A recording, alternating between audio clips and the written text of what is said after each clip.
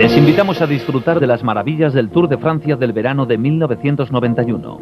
La de aquel año fue una carrera con una gran diferencia. Tenía 10 grandes puertos de montaña. Todo empezó en Pau.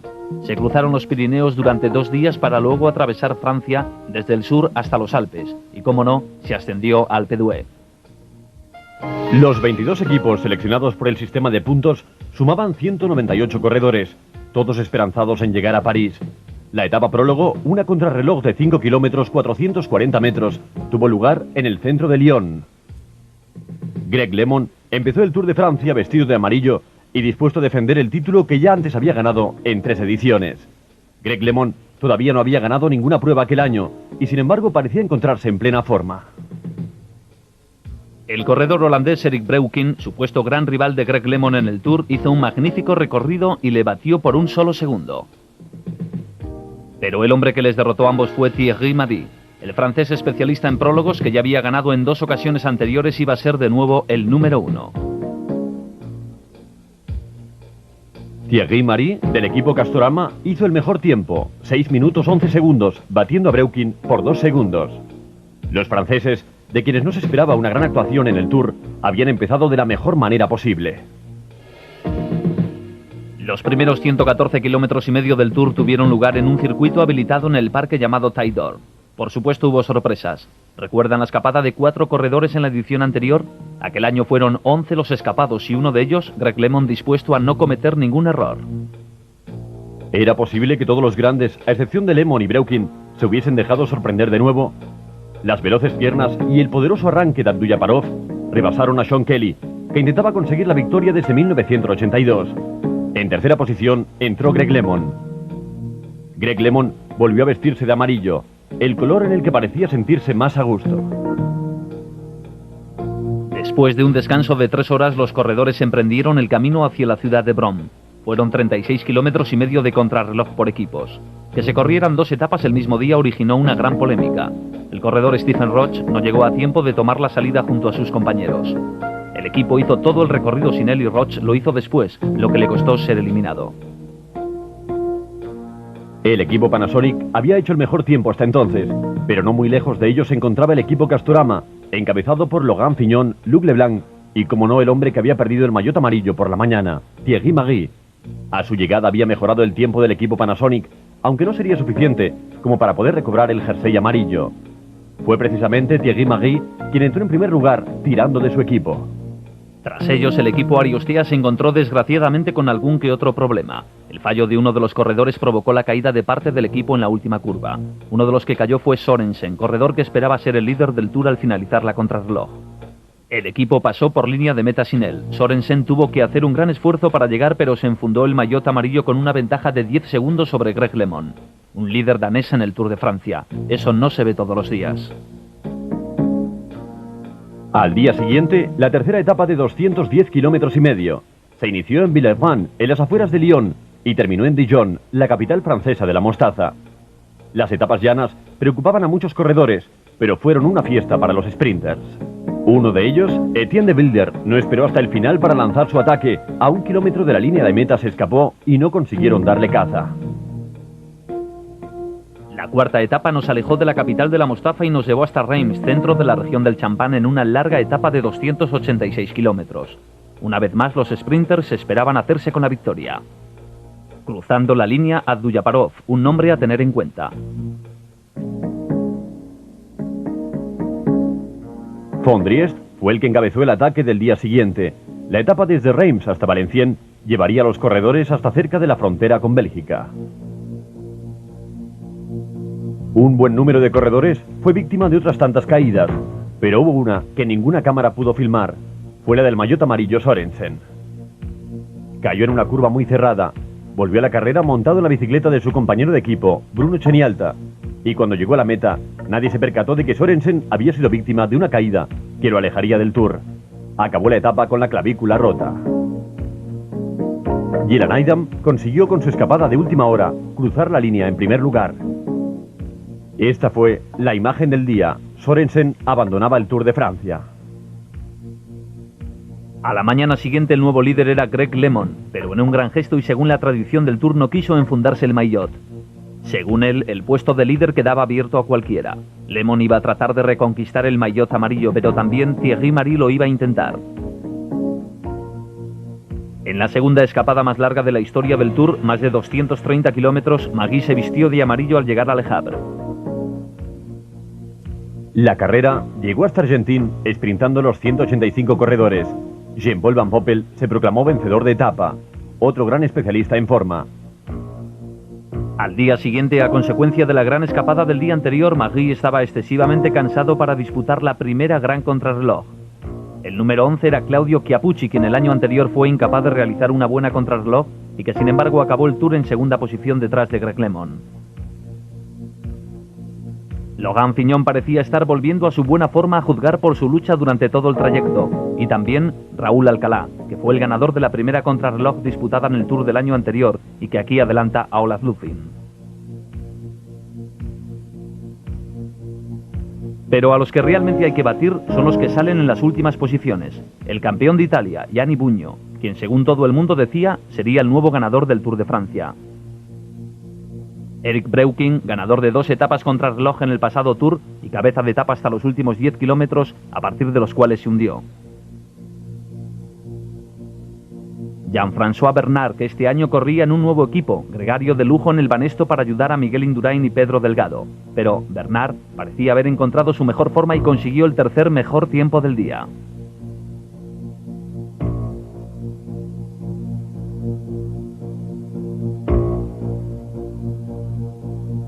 Greg LeMond, todavía en carrera. Greg LeMond esperaba, después de aquella etapa, ser el nuevo líder del Tour de Francia. Los tiempos que estaba marcando a lo largo de todo el recorrido amenazaban con ser eso, los mejores del día. Greg LeMond parecía haberse encontrado a sí mismo, corrió aquella contrarreloj como ya lo hiciera un par de años atrás cuando venció en los Campos Elíseos. Ruchelleguet sabía que su hombre lo estaba haciendo bien, y LeMond parecía estar en buena forma. Estaba llegando al final con el mejor tiempo del día, pero solo momentáneamente. Cuando el último hombre atravesó la meta, su tiempo habría sido mejorado. Estas son las piernas de un corredor del que todo el mundo empezaba a hablar, Miguel Indurain. Estaba realizando los mejores tiempos de todo el recorrido. Cuando terminó, había marcado el mejor. 1 hora 35 minutos y 44 segundos, 8 segundos menos que LeMond, aunque este mantenía el maillot con una ventaja de 1 minuto y 13 segundos.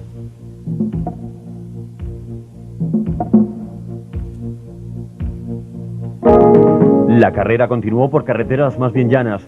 Así la novena etapa de 161 kilómetros partió de Alençon hasta Rennes. El pelotón estaba a 1 minuto 45 segundos del grupo de cabeza, pero en este no había muchos hombres que pudieran preocupar a Greg LeMond. Casi al final de etapa, Moro Orbirio, del equipo RMO, se arriesgó y entró vencedor de etapa. Seguramente fue el día más feliz del brasileño.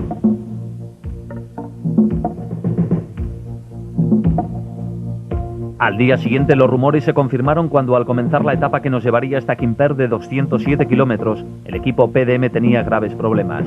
Martin Early estaba a punto de abandonar y Eric Breuking y Sean Kelly tenían fiebre. Parecía confirmarse que todo el equipo había comido algo en mal estado. Ajenos a estos problemas, 4 corredores consiguieron abrir un hueco. El australiano Phil Anderson del Motorola, Nico Emmens, Brian Hahn y Michel Denis, del equipo Wimans, fue el último de los 4. Consiguieron aumentar la distancia que les separaba del pelotón. Phil Anderson ganó al sprint, pero los comentarios de todo el mundo eran acerca de lo que le ocurrió al equipo PDM. ¿Qué es lo que realmente les había pasado? La clasificación general era esta. Primero Greg LeMond. Indurain ocupaba la tercera plaza.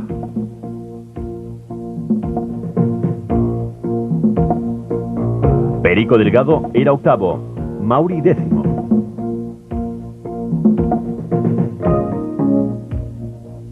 La etapa número 12, de 192 kilómetros, condujo a los corredores desde Pau hasta la ciudad de Jaca. Cuando la carrera empezó el descenso de Col de Sud a los 83 kilómetros y medio, Greg LeMond iba en el pelotón que perseguía a un grupo de corredores escapados. Pascal Richards, el suizo que ya había coronado el puerto en primer lugar, le sacaba casi 4 minutos. Le seguían Andrew Hamsten, Lou Leblanc, Jean Neylands y Mauricio Fondriest. Mientras el equipo Z seguía la persecución, los escapados mantenían su ritmo al paso por el Col de Chef. Pascal Richard pasó en primer lugar, seguido de Andrew Hampsten. Greg LeMond no podía entenderlo. Nadie parecía preocupado por los escapados. Miguel Indurain, Pedro Delgado, Marino Lejarreta o Gianni Buño eran meros observadores, y Greg LeMond tenía que hacer todo el trabajo de su equipo. Así se llegó a la frontera española, y fue precisamente un francés el que condujo al grupo a tierras españolas. Luc Leblanc coronó Son Port con 16 segundos de ventaja. El gran pelotón, con Greg LeMond, iba nada menos que a 7 minutos y 15 segundos. En cuanto se entró en España, el camino hasta Jaca era literalmente un descenso. Era pues muy difícil que el grupo de escapados no consiguiese la victoria. Charly Motet consiguió su segunda victoria de etapa. El gran pelotón entró encabezado por el francés Frédéric Beauchamp a 6 minutos y 55 segundos. El maillot amarillo era Luc Leblanc. Era el líder del Tour con una diferencia de 2 minutos y 35 segundos sobre Greg LeMond. A 3 minutos y 52 segundos estaba Charly Motet, en cuarta posición Mauricio Fondriès.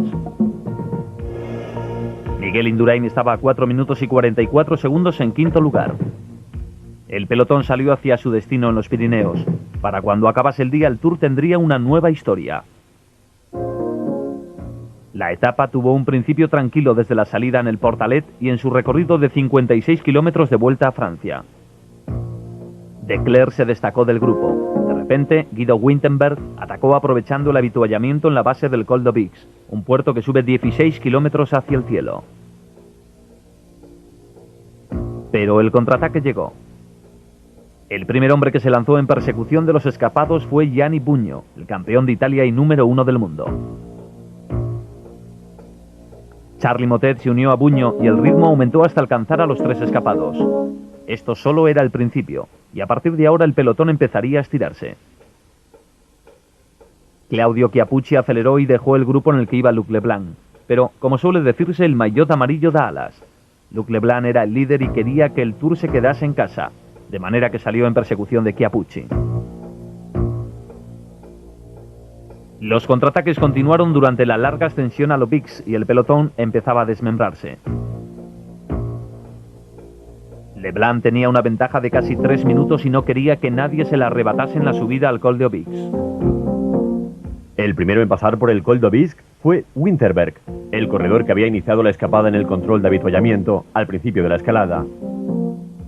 Greg LeMond, junto con Eduardo Chozas y Lucho Herrera, iba ligeramente retrasado y en actitud agresiva.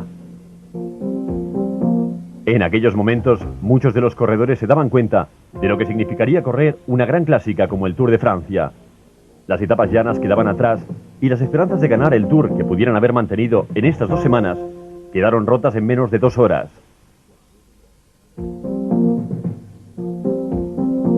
Después del descenso del l'Aubix, se había producido un reagrupamiento en la falda del Tourmalet.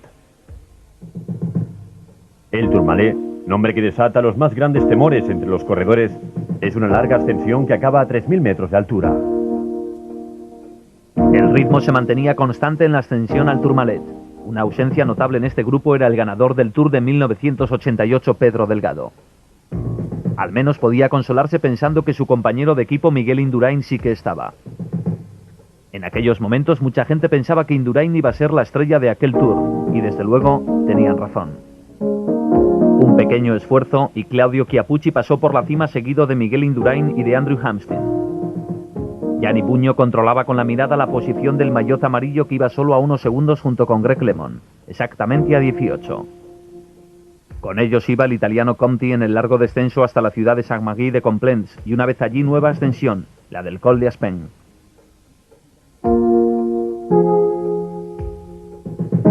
Se necesita una gran habilidad en las subidas, pero quizás aún mayor en los descensos. Fue en ese descenso cuando Miguel Indurain lanzó el ataque. Había notado que Greg LeMond había perdido el contacto un poco antes de la cima y decidió lanzarse. Cuando Greg LeMond pudo tomar contacto otra vez, Miguel Indurain se había fugado. Con 184 kilómetros cubiertos, a Indurain le había llegado el momento de recuperar fuerzas. Había estado esperando aquel momento durante casi 2 semanas. Había corrido el riesgo de permanecer en el pelotón, como ocurrió el primer día, en que dejó que se escapase el grupo en el que iban Eric Breukin y Greg LeMond. nunca pudo prever lo que iba a pasar con Breukin y todavía no sabía lo buen corredor que era Greg LeMond.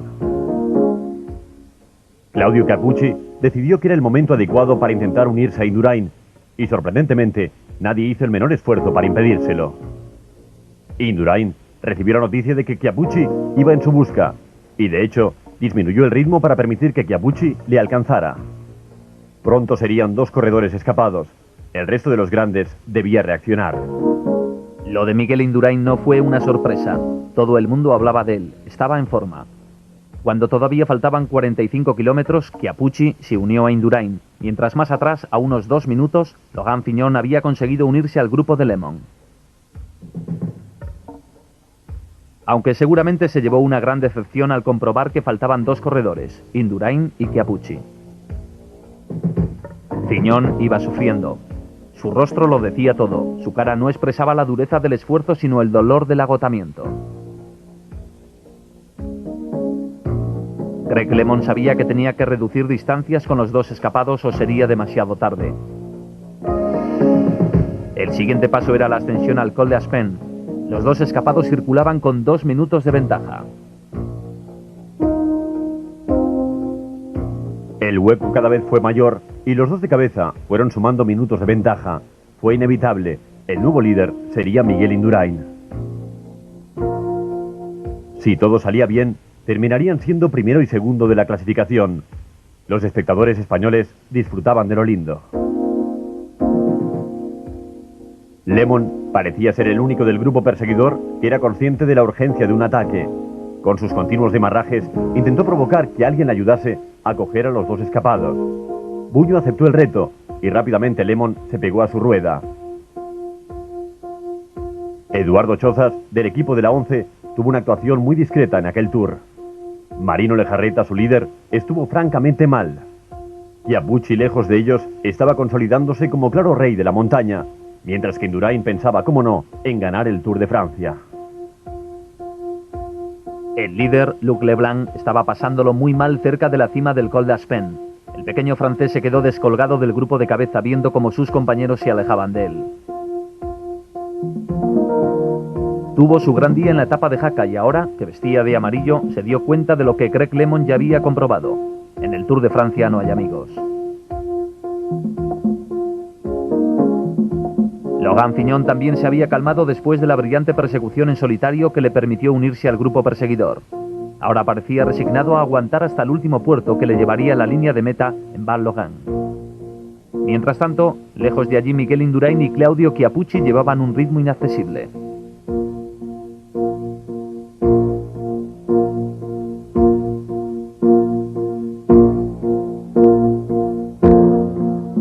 Las distancias fueron aumentando entre los diferentes grupos.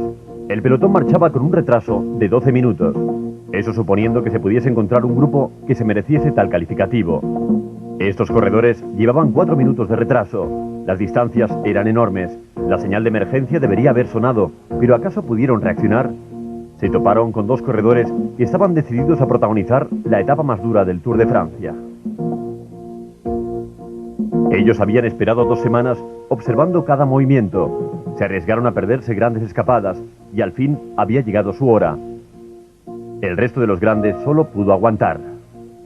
Mientras los 2 escapados marchaban a su aire, hubo un ridículo accidente. El coche del equipo de Buño derribó a Greg LeMond. Buño había atacado y su coche pretendió seguirle cuando tropezó y derribó a LeMond. Una situación embarazosa que el propio director del equipo trató de arreglar empujando a LeMond. Más tarde se disculpó por el error cometido. LeMond reaccionó inmediatamente, pero su ritmo se había roto. Ahora tendría que hacer lo imposible para recuperarlo. Los 2 escapados seguían ajenos a todo lo sucedido, mientras el resto de los corredores formó una hilera con grandes distancias entre unos y otros. Buño, Motet y Fignon iban a más de 2 minutos y medio. Más atrás, Hamstin, LeMond, Chozas y Rouet. En lo que quedaba de pelotón, hombres como Pedro Delgado marchaban a más de 10 minutos. A LeMond le dejaban hacer todo el trabajo. Los otros 3 simplemente le seguían. Nadie sprinta en la cima del Col d'Aspin. Una vez rebasada esta, todavía faltaban 36 kilómetros para acabar esta durísima etapa. Los siguientes fueron Buño, Motet y Fignon, que pasaron a 2 minutos 15 segundos de los escapados.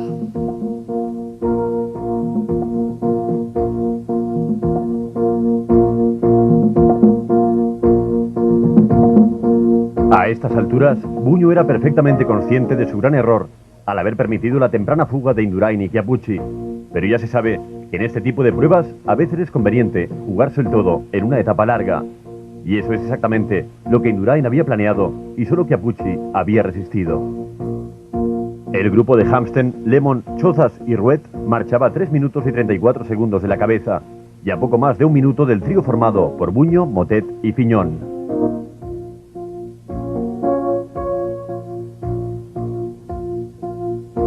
Los corredores emprendieron el último descenso del día desde el Col d'Aspen hasta el valle que les llevaría a enfrentarse con la larga ascensión antes de línea de meta en Val d'Auen. La subida a Val d'Auen, con una pendiente media del 9%, estaba a menos de 7 kilómetros de la llegada. Los dos de cabeza estaban a salvo. Los 3 perseguidores no podían más que intentar reducir distancias. Buño todavía pensaba que podía dar batalla. Debía encontrar el momento de deshacerse de Fignon y Motet. Más atrás, Lemon estaba realmente tocado y Eric Boyer, su compañero de equipo, había acudido en su ayuda. Boyer iba a la cabeza intentando que Lemon le siguiese. A todo esto, el maillot amarillo Luc Leblanc había pasado por el Col d'Aspen con una diferencia de 6 minutos y 42 segundos. Eso significa una enorme distancia. El rostro de Chiappucci mostraba el tremendo esfuerzo que estaba realizando cerca ya del final de la etapa en Val d'Auen. Indurain parecía igual de fuerte. Detrás de ellos, Buño lanzó un último y desesperado ataque para cortar distancias. Marchaba a más de 2 minutos y realmente tenía que rebajar esa distancia en medio minuto por lo menos si todavía quería tener una oportunidad de ganar el Tour. Fignon intentó seguirle y por un momento pareció que Motet se quedaba solo. La gente estaba entusiasmada con el espectáculo que estaban viendo. Lo había intentado muchas veces a lo largo de la etapa y al final Buño lo consiguió. Detrás, el grupo de 5 corredores permanecía apiñado. Lemon desesperadamente en la parte de atrás, Boyer vigilante. El número 51 era por fin el tercero en la carrera. Por cierto, el número 51 parece ser el de la suerte. Es el número que han llevado muchos de los ganadores del Tour de Francia. Así transcurría la batalla tras estos 2 corredores.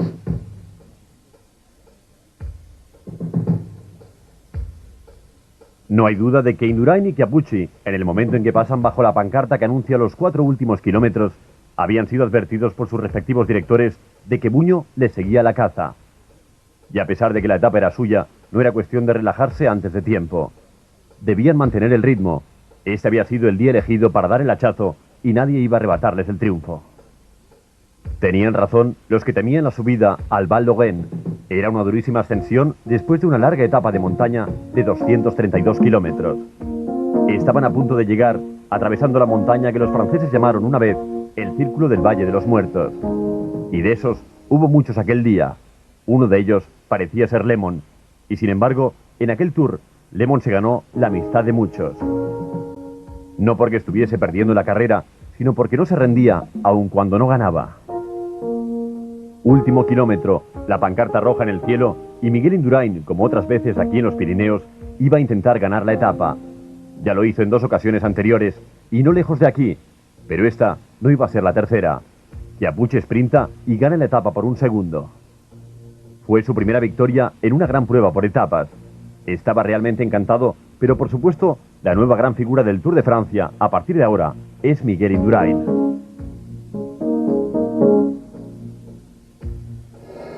Número 1 y nuevo maillot amarillo con una ventaja de 3 minutos.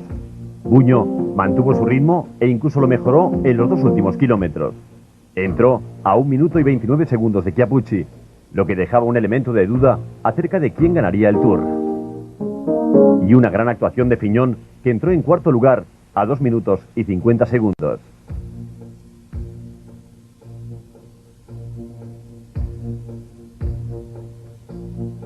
Motet, que había estado en medio del fragor de la batalla durante todo el día, llegó en quinta posición con una gran desventaja de 3 minutos y 35 segundos.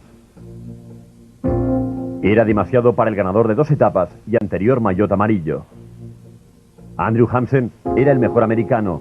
Llegó en sexta posición a 6 minutos y 1 segundo, seguido de Eduardo Chozas. Después llegó Lemon, ayudado por su fiel compañero Eric Boyer. Lemon había pinchado por completo. Llegó a 7 minutos y 18 segundos de Chiappucci, el mismo al que había batido en el Tour del año anterior. La clasificación general había dado un vuelco espectacular. La carrera estaba a punto de dejar los Pirineos. Miguel Indurain estaba en primera posición, seguido de Charly Mottet a 3 minutos y a 3 minutos y 10 segundos Gianni Bugno. El nuevo rey de la montaña era Claudio Chiappucci. Para el español fue un gran día. Fue la primera vez que Indurain se vistió de amarillo en el Tour de Francia y lo hizo con un estilo que le dio todo el derecho a pasar a la historia del Tour como uno de los mejores corredores de todos los tiempos. La 14ª etapa, de 172 kilómetros y medio, recorrió la distancia que separa Saint-Gaudens de Castres. Hubo un ataque por parte de Bruno Cenialta, del que nadie hizo caso. Entró vencedor con 20 segundos sobre los italianos Jean-Claude Colotti y sobre Giovanetti. La 15ª etapa de Albi Arles tenía 235 kilómetros. Moreno Argentín, aprovechando las únicas rampas del día, no demasiado duras, saltó del pelotón y consiguió entrar vencedor. Segunda victoria del equipo de Ariostea en 2 días. Sin cambios en la general. En la siguiente etapa, los corredores tenían la llegada en Gap, a 215 kilómetros.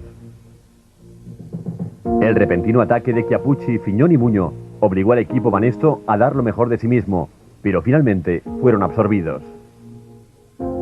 Nada más terminar la persecución, Lemon salta inesperadamente y con una mirada hacia atrás observa la reacción del pelotón.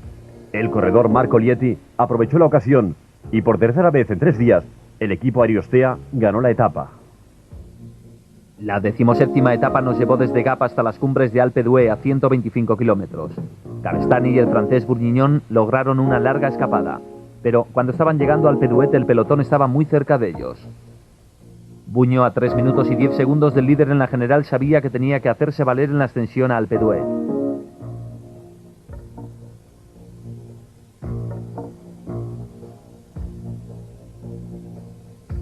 Había sido el primero en coronarlo el año anterior. Ningún italiano lo conseguía desde que Fausto Coppi lo hiciera en los años 50. Pero eso no era nada. Él perseguía el maillot amarillo. Jean-François Bernard marcaba el ritmo y Miguel Indurain cómodamente seguía tras él. Alpe d'Huez es una maravillosa ascensión con 21 curvas numeradas por la que los corredores pasan hasta llegar a la cima, siempre rebosante de aficionados. Todos marchaban a buen ritmo en su camino a la cima y Miguel Indurain todavía podía aprovecharse de la ayuda de su fiel compañero Jean-François Bernard. Pello Ruiz Cabestany pagó las consecuencias de su larguísima escapada y sus fuerzas le abandonaron. Bugno no encontró la manera de deshacerse de Indurain. Todas sus tentativas eran neutralizadas por el hombre del maillot amarillo. La muchedumbre que esperó durante horas y quizá días fue testigo de lo que iba a ser la última gran tentativa de aquel Tour. Parecía que Bugno no podía hacer nada para alejarse de Miguel Indurain. Después de Indurain, Bugno era el más fuerte del grupo. Chiappucci, el rey de la montaña, estaba satisfecho con seguirles, y Stephen Rooks solo intentaba dejar alto el pabellón holandés. Jean-François Bernard se quedó momentáneamente descolgado ante la aceleración de Bugno, pero consiguió poco a poco volver a colocarse al lado de su jefe de filas y líder del Tour. Aquí está Thierry Claveyrolat, junto al pequeño francés Luc Leblanc. Los franceses sabían que en este Tour no tenían candidatos para la victoria final, pero sí es cierto que sus hombres estaban bien colocados. Más atrás, Fignon estaba listo para otro de sus grandes contraataques. Es un enamorado de Alpe d'Huez. Aquí algunas veces se vistió de amarillo y cada vez que lo hizo ganó el Tour, aunque aquel día iba un poco rezagado. La curva del cementerio de la ciudad d'Huez está a unos 3,5 kilómetros de la cima. Por primera vez, desde que comenzaron la ascensión, los corredores pudieron ver la cima del Alpe d'Huez. Piñón estaba a la cabeza del contraataque y a su lado Perico Delgado, que hasta el momento no había destacado en este Tour. Pero ¿dónde estaba Greg LeMond? Batallando y sufriendo al lado de Charly Mottet.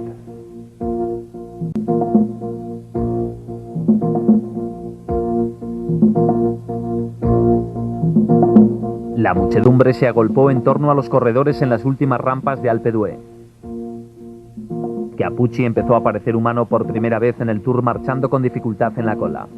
Jean-François Bernard decidió no rendirse, lo mismo que Fignon, quien insistió en marcar el ritmo al lado de Álvaro Mejía, de quien habría que tomar buena nota como candidato al triunfo en los próximos años.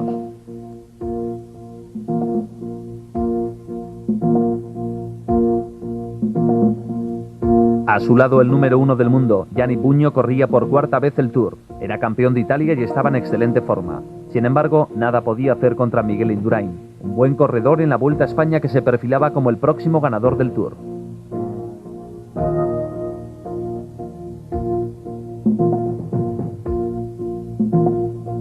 Chiappucci, a escasos kilómetros de la cima, empezó a tener problemas.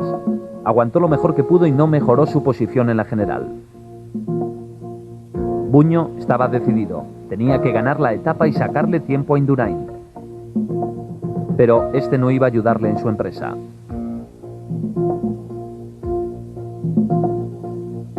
El italiano quería que Indurain le diese el relevo, pero ¿por qué razón iba a hacerlo? Él era el líder del Tour. Era Bugno quien debía atacar. No cabía esperar otra cosa. Más atrás, el pequeño corredor Claveirolat, experto escalador, llevaba un buen ritmo y su intención era desbancar a Chiappucci como rey de la montaña. Bugno, Indurain y Leblanc. Chiappucci se había quedado rezagado y Leblanc estaba teniendo otro buen día de escalada, esta vez en los Alpes. Bugno no estaba marchando como el gran Eddy Merckx. De ninguna manera podía asestar el golpe mortal que dejara a Indurain fuera de combate. Este había sabido vigilar y seguir durante 10 días en las etapas llanas y ahora estaba haciendo lo mismo en Alpe d'Huez. Había sabido jugar sus cartas en el largo día de los Pirineos y en aquel momento no tenía más que conservar su ventaja. Él les había retado, los demás tenían que recoger el guante. La Alpe d'Huez, literalmente cubierto de aficionados, se había convertido en una montaña famosa, probablemente la más conocida del Tour. Los corredores, pasando entre la densa multitud, sabían, aunque no hubiesen estado allí antes, que estaban muy cerca de la llegada. Poco antes de llegar a meta, Indurain tomó el mando. Bugno le siguió, y detrás, como siempre, el valiente y esforzado Luc Leblanc.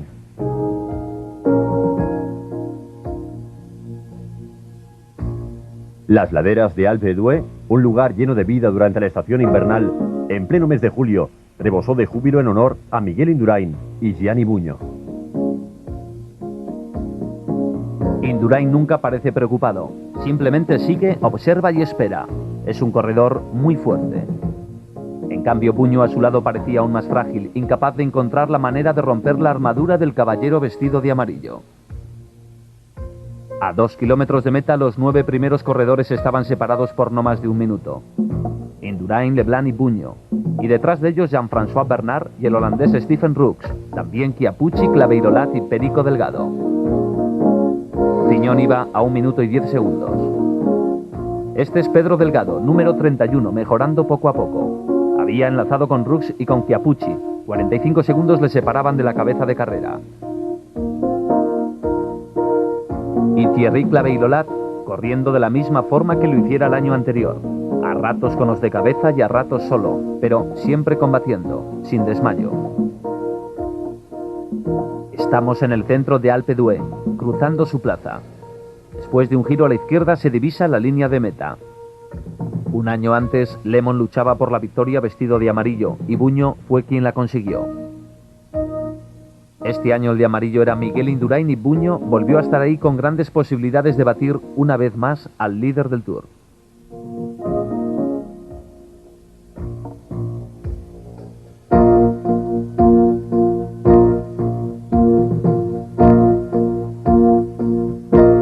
Leblanc siguió aguantando. Ya se sabe que cuando por fin un corredor divisa la línea de meta saca fuerzas de donde sea para ganar. Pero, ¿podría Leblanc conseguir aquella victoria para Francia? Es la victoria más codiciada, la llegada a Alpe d'Huez, la que queda en la memoria de todos. Tras esta ancha calle se encuentra una curva muy cerrada a la izquierda. Indurain llega primero, Buño detrás, intentando conseguir la proeza. Ganar la etapa por segunda vez en 2 años consecutivos. Nadie lo había conseguido antes. Buño estaba mejor colocado, era uno de los mejores sprinters. Buño echó una mirada hacia atrás y soltó amarras. Por segunda vez en 2 años, no solamente ganó la etapa, sino que batió al maillot amarillo, en este caso Miguel Indurain.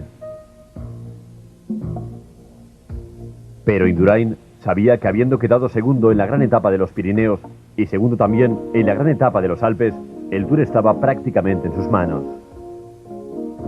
Jean-François Bernard llegó en cuarta posición a 35 segundos.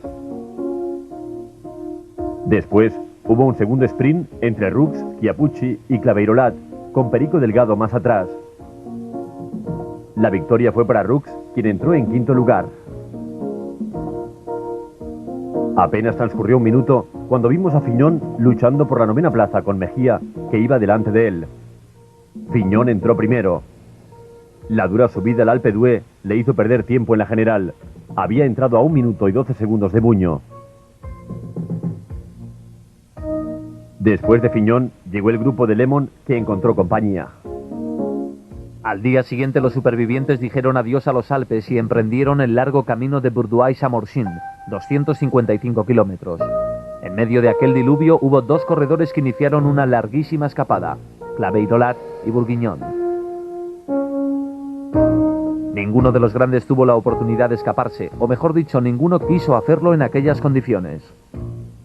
La carretera estaba húmeda y Marino Lejarreta dio con los huesos en el suelo, en la ascensión del Col des Colombiers. Comenzó a llover otra vez. A medida que nos íbamos acercando a la cima, Bourguignon, que todavía iba en cabeza junto a Claveyrolat, estaba haciendo todo lo posible por conseguir el triunfo que hasta ahora se le había negado. A Claveyrolat le fue fácil sprintar. Se alejó de Bourguignon y con una palmada de alegría entró vencedor. La 19ª etapa de 177 kilómetros alejaba aún más la carrera de los Alpes y acababa en la preciosa ciudad de Aix-les-Bains, al lado del lago. En esta etapa se produciría una de las escapadas más largas del Tour, protagonizada por el vencedor de la Vuelta a España, Melchor Mauri. Sufrió un pinchazo y tuvo que cambiar la rueda cerca del final, pero eso no significaba gran cosa, solo prolongó la agonía. Cuando Mauri fue alcanzado, llegó la oportunidad para el corredor ruso, Dmitry Kornichev, que saltó con un pequeño grupo de corredores, además de Pascal Richard y Eduardo Chozas. En la aproximación al punto de llegada, no quiso dejar ninguna oportunidad para el que había sido campeón de Suiza, Pascal Richard, y a pesar de que este lo intentó, no pudo con el soviético.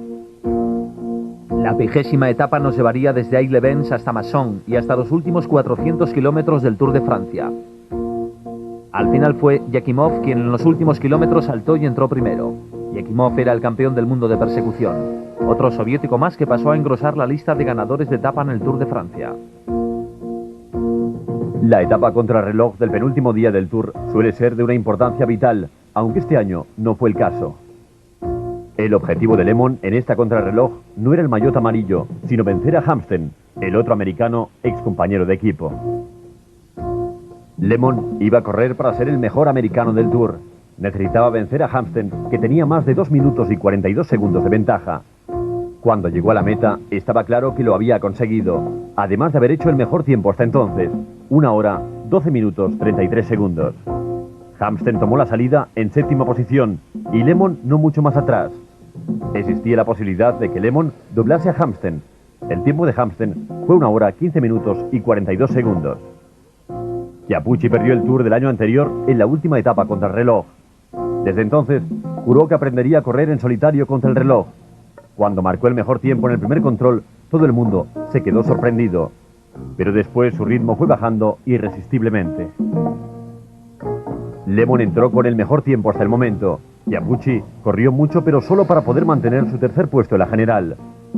Aquí está acercándose a la meta. Cuando cruzó la línea, había hecho un tiempo de 1 hora, 12 minutos y 53 segundos. Buño salió a correr la etapa con una desventaja de 3 minutos y 9 segundos. Y durante unos minutos parecía que iba a recortar ese tiempo y acercarse a Indurain. En 2 controles había marcado el mejor tiempo. Cuando llegó a línea de meta, su tiempo era mejor que el de Lemon, pero Indurain no había terminado.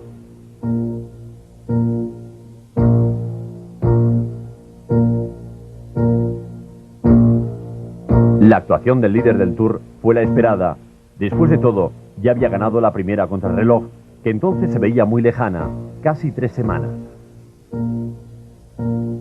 En el primer control, el tiempo marcado por Chiappucci fue el mejor. Buño e Indurain hicieron exactamente el mismo tiempo, 26 minutos y 57 segundos. Los dos habían marcado 21 segundos más que Chiappucci, pero mientras este fue perdiendo fuerzas, Indurain mantuvo el ritmo y cuando llegó al final de la etapa no había duda, si es que alguna vez la había habido. Miguel Indurain iba a ser el vencedor del Tour de aquel año. Buño no solamente no pudo acortar distancias, sino que aún perdió más tiempo. Salió con 3 minutos y 9 segundos y al finalizar la contrarreloj su tiempo sería de 3 minutos y 36 segundos por detrás de Indurain. Este había sabido elegir las 4 etapas cruciales del Tour para dar el golpe. Ganó las 2 contrarreloj y entró segundo y destacado en las 2 grandes etapas de montaña. Fue el único corredor que hizo los 57 kilómetros en menos de 1 hora y 12 minutos. Su tiempo, 1 hora 11 minutos y 45 segundos exactamente. Había ganado la etapa y entraría vencedor en París al día siguiente. La etapa final, un recorrido de 178 kilómetros desde Melun hasta París a los Campos Elíseos. La Torre Eiffel, la visión que todos esperaban ver, y fue precisamente Lemon quien la divisó primero. Detrás iba el pelotón escoltado por todos los hombres de Banesto, el equipo de Indurain. No estaban preocupados por Lemon. Pronto los corredores llegaron a los Campos Elíseos. Para un ciclista profesional es algo muy emocionante ser el primero en pasar por línea de meta en el circuito de los Campos Elíseos. En total tenían que completar 8 vueltas. Era una subida continua hacia el Arco de Triunfo y, cómo no, un descenso continuo a partir de entonces.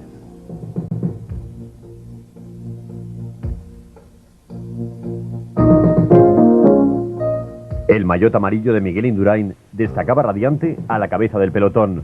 Debía sentirse el hombre más feliz de la tierra. La llegada sería para los sprinters, pero antes tendrían que cazar a Lemon, el corredor que había hecho un desconcertante Tour y que acabaría séptimo en la general. El peor puesto de su vida y, sin embargo, para muchos de los corredores, un puesto inalcanzable. Tuvieron que trabajar duro para coger a Lemon, pero cuando lo hicieron fue realmente contundente. Fignon y Miguel Indurain atentos a las posibles escapadas.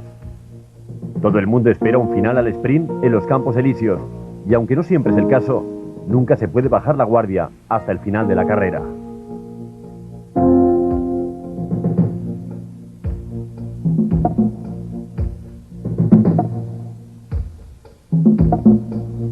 A pesar de que el pelotón se rompió, finalmente volvió a ser un grupo compacto y cualquier otro intento fue neutralizado.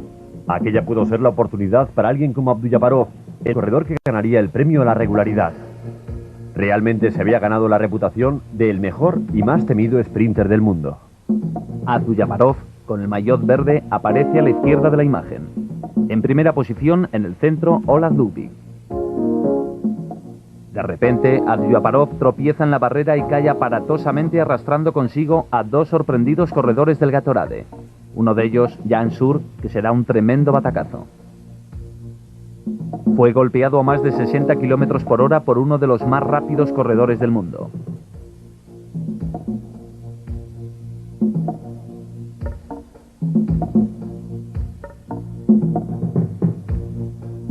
Como es natural, fue otro corredor soviético el ganador de la etapa, Kornichev. Su segunda victoria en este Tour y la tercera en total. Abduljaparov, con múltiples contusiones y una clavícula rota, tuvo que ser ayudado a cruzar la meta para poder seguir optando al maillot verde de la regularidad.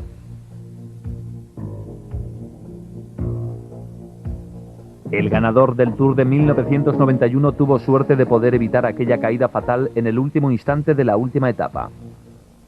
101 horas en el sillín para Indurain. Era el cuarto español que ganaba el Tour. Detrás, Buño a 3 minutos y 36 segundos. Chiappucci tercero. Motet cuarto. En octavo lugar, Hamstin. Noveno, Pedro Delgado. Y décimo, Nuet.